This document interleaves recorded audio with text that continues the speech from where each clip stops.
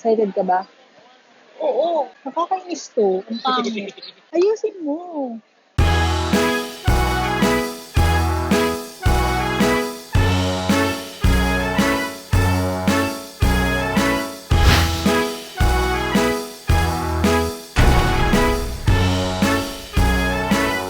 Sobrang excited ko today because today, papanoorin ko ang Aladdin sa Broadway! Yay!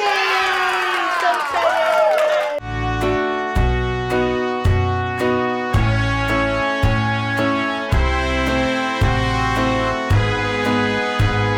Hello po mga kaibigan, mga kachokaran, mga kabagang, mga katropa peeps. Eto na naman po ako si Cheryl at ngayong araw na ito, isang napakagandang araw na naman dito sa Earth ay ikakwento ko sa inyo kung paano makakuha ng murang tickets sa Broadway o discounted Broadway tickets dito sa New York City!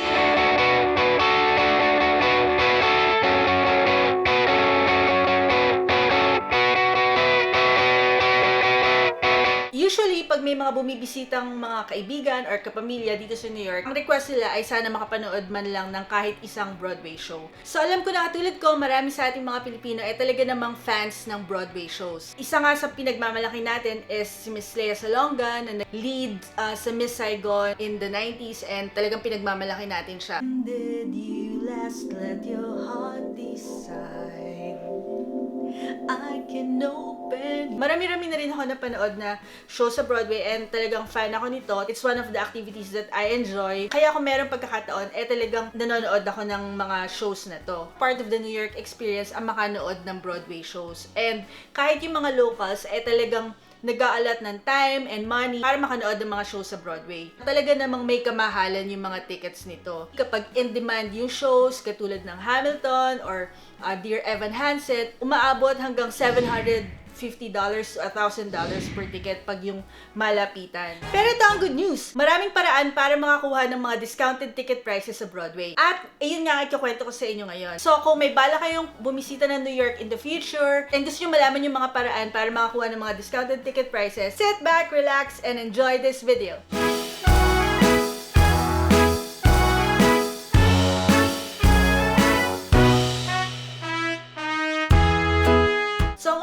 Para makakuha ng discounted tickets o murang tickets sa Broadway ay kung manonood ka ng Broadway shows tuwing Broadway Week. Itong Broadway Week na to nangyayari from January to February. Tinatawag siyang Broadway Week pero hindi lang sa isang linggo nagaganap to. Nagtatagal siya ng 2 o hanggang 3 linggo. So sa Broadway Week na to, 2 for 1 ang tickets. So ibig sabihin, yung 2 tickets ay mabibili mo sa presyo ng isa lang. So for example, mamaya manonood nga ako ng Aladdin. Yung tickets na nakuha ko ay nagre-range from $90 to $120. Pero dahil Broadway Week, yung nakuha kong tickets, ang binayaran ko lang ay $127 for 2 tickets na. O di ba ang laking tipid nun? I guess yun yung paraan ng city para maka-attract pa ng mas maraming audience sa Broadway kasi pag ganitong panahon, dahil sa sobrang lamig, bagsak yung tourism. Also, ito rin yung mga panahon na nagkakaroon ng mga snowstorm, mga blizzard, and merong possibility na makancel yung mga Broadway shows pag merong mga snowstorm or blizzard. So, kaya siguro nila binabagsak yung presyo sa panahong ganito. Hindi lahat ng shows ay kasama dito sa Broadway Week. Yung mga super in-demand shows, katulad ng Hamilton, hindi siya kasama sa Broadway Week na to. Which is really sad because I really wanna watch Hamilton but I don't wanna pay ridiculous amounts of money for it. Someday, Hamilton, mapapanood din kita. Someday. Pero, still, marami ka pa rin makukuhang mga magagandang deals. Disney, like Frozen, Lion King, Aladdin. I'm sure meron ka pa rin makikita na patok sa panlasa nyo pag tumingin kayo sa mga kasamang show sa Broadway Week. Kung meron kayong balak na bumisita ng New York ng mga panahong to, late January to early February, keep in mind na makakabili kayo ng discounted Broadway tickets dahil sa Broadway Week.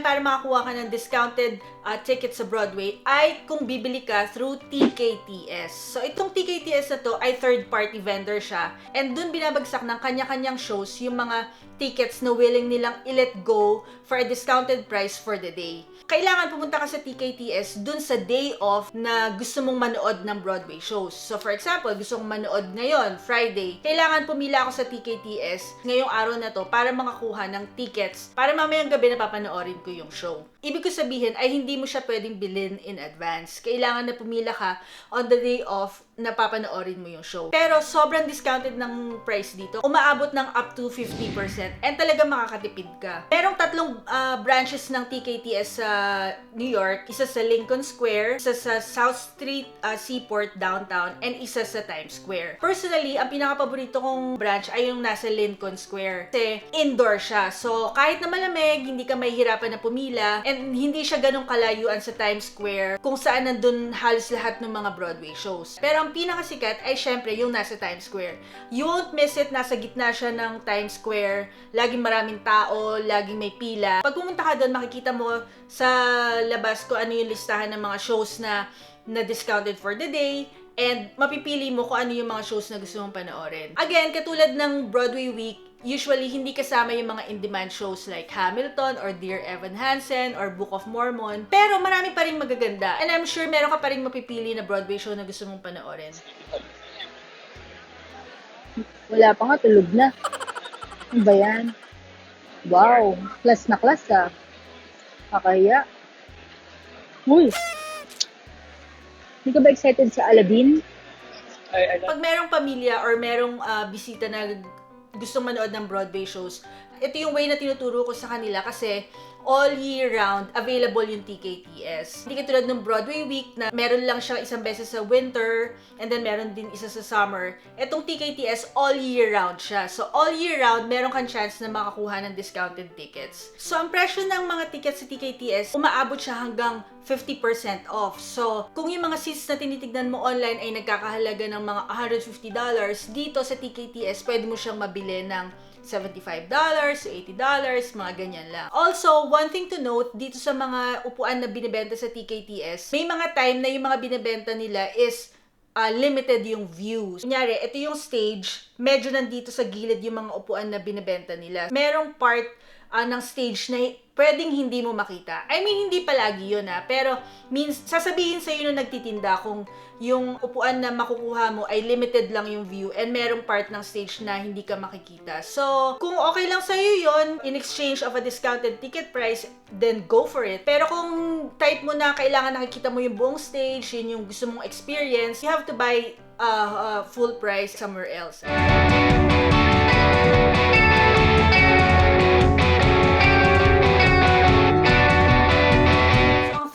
Ikatlong paraan para makakuha ng discounted tickets o murang tickets sa Broadway ay ang pagsali sa mga lottery. Yes, ito rin ang pinaka-paborito ko kasi pwede kang makakuha ng tickets as low as $10 pag nag-join ka sa mga Broadway lotteries na to. So, ganito yan. Nag-work to kapag medyo flexible yung schedule mo, yung wala ka talagang set na schedule. Kasi usually yung mga lotteries, pwede ka lang mag-join the day off. Kunyari, gusto ko manood ng Broadway show mamayang 8 o'clock ng gabi. Mag-open yung lottery ng 11 o'clock ng umaga ngayong araw na ito, and usually magkuklose siya ng mga 2 o'clock PM. So, kailangan medyo flexible yung schedule mo kasi pag nanalo ka, meron ka lang an hour para bumili ng tickets o para i-confirm yung tickets na napanalunan mo. Halos lahat ng shows ay kasali sa mga lotteries. I think required sila ng state na magbenta ng certain amount of tickets at a discounted price, especially yung mga in-demand na shows katulad nga ng Hamilton. Makakasali ka sa mga lottery na to through online. I-google nyo lang, kunyari kung gusto nyo manood ng Frozen Lottery. Tapos makikita nyo kung paano makasali doon sa lottery nila.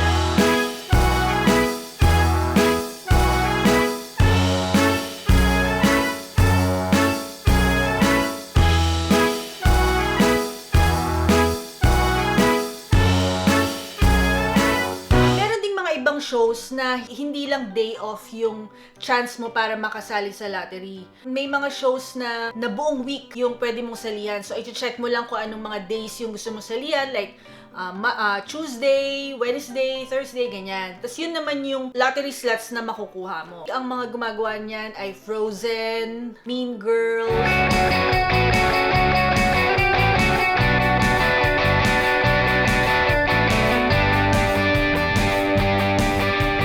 marami na rin ako napanood na shows dahil sa kasasali ng lottery na to. Panood ko ang Book of Mormon. Nabili ko lang siya ng $35, pero ang original cost niya ay $140. And etong mga seats na to ay prime seats ah. Katulad nung nanalo ako sa lottery ng Wicked, binili ko lang yung ticket ng $35.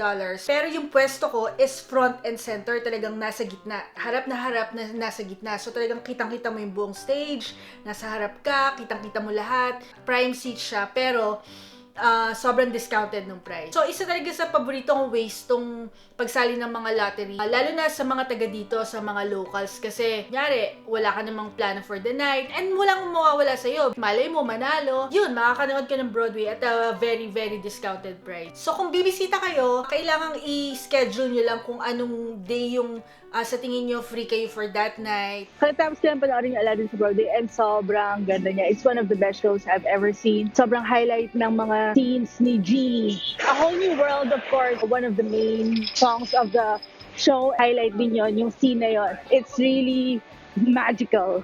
Shining, shimmering, splendid. So if you are gonna visit New York in the near future and you want to watch a Broadway show, I highly recommend Aladdin.